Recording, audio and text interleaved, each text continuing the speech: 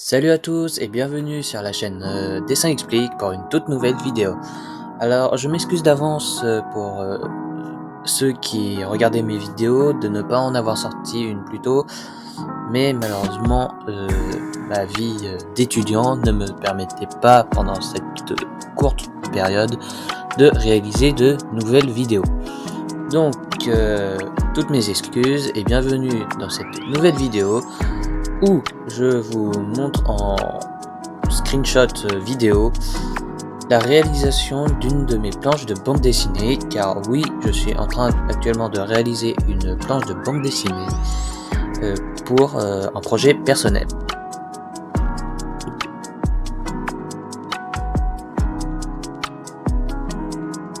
Donc ce que vous voyez actuellement, c'est une nouvelle planche de bande dessinée que j'ai réalisé lors d'un stage de cette année, et comme vous pouvez le voir, je l'avais déjà débuté et j'avais pas remarqué que je n'avais pas du tout pris en screenshot vidéo quand j'ai commencé la réalisation de l'ancrage, car personnellement je préfère toujours dessiner un croquis à la main sur une feuille en traditionnel avant de passer à l'ancrage sur la tablette.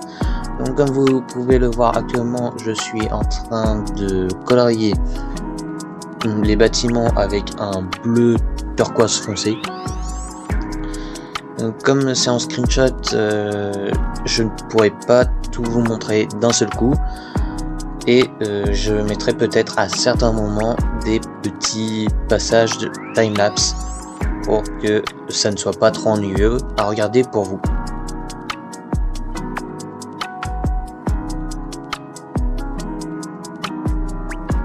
Le logiciel d'ancrage que je suis en train d'utiliser actuellement s'appelle Procreate.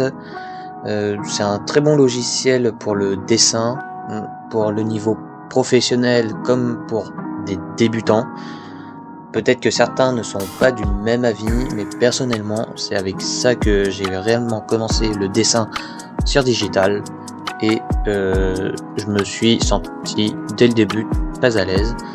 C'est lors d'un de mes nombreux stages que j'ai découvert ce logiciel via l'intermédiaire d'un alternant qui était en même temps avec moi pendant la réalisation de mon stage. Donc Procreate dans sa globalité possède plusieurs fonctions. J'ai réussi à faire de nombreuses illustrations, ainsi que du photomontage étonnamment qui marche très bien, et de la retouche photo. Forcément tu peux toujours adapter le format que tu souhaites, et tu as de nombreux brushes qui te permettent de varier des styles de dessin. Alors forcément, comme je suis en vidéo screenshot, vous ne pouvez pas voir ce que j'utilise pour dessiner. Eh bien, j'utilise un iPad avec un Apple Pencil pour dessiner. Le logiciel, quant à lui, est compatible à peu près avec tous les supports d'écran, tant que c'est sur iPad. Je ne crois pas que cela puisse marcher sur téléphone ou ordinateur portable. Je crois vraiment qu'il est dédié, si je dis pas de bêtises, à l'écran à un écran de tablette. Sur Mac, il faut voir s'il y a possibilité, mais personnellement je préfère sur tablette, comme ça tu dessines directement sur l'écran et puis ça me fait des économies d'argent.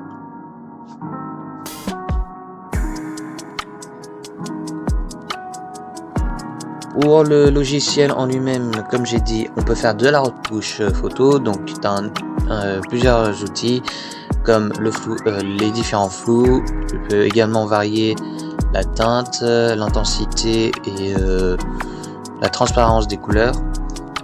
Tu as également forcément l'outil gomme qui lui est aussi vaste que l'outil pinceau, étant donné que pour l'outil pinceau et gomme ils utilisent les mêmes brushes.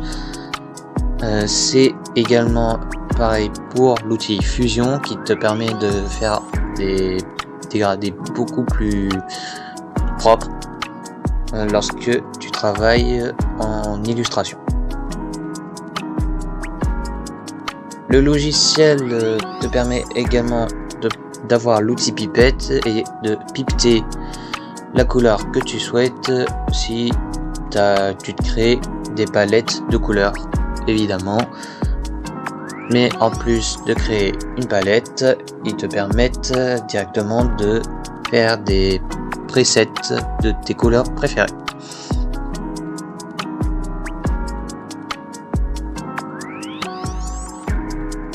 Au niveau des calques, tu peux en avoir un nombre assez imposant, mais tout dépendra de la taille du fichier initial, donc de la surface blanche où tu vas dessiner de base.